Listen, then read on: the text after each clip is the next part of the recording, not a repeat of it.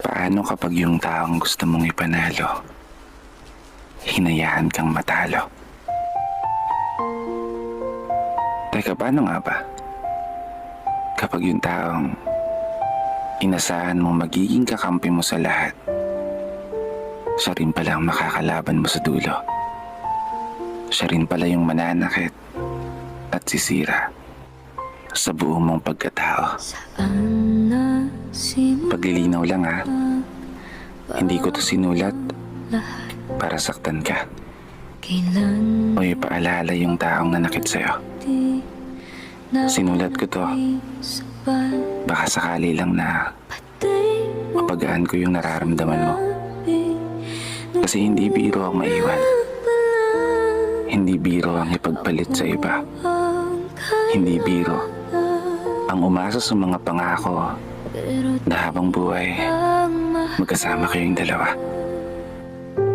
Kasi paano nga ba kapag yung taong minamahal mo ay hindi ka na kayang mahalin pabalik?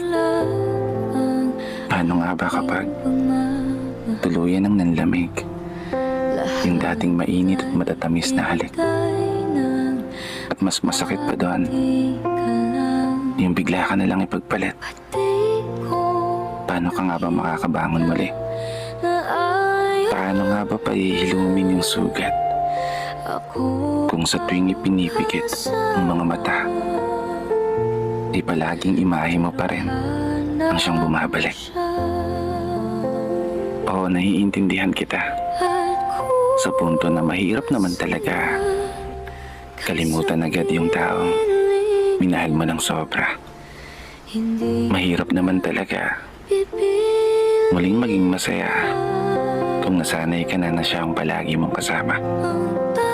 Pero wala ka ng ibang magagawa kundi kailangan mong tanggapin ang lahat at maging matatag hanggang sa araw na humilom ang mga sugat at muling makausad na sa paglalakad ay wala ka ng lilingunin na alaala. Magiging okay ka rin balang araw. Makakaya mo rin yan. Mas mabuting gawin mo ngayon, mag-focus ka sa sarili mo at mas mahalin ba ang sarili mo. May dahilan ng lahat kung bakit nawala sa'yo. At yun ay marahil sadyang hindi pa para sa'yo.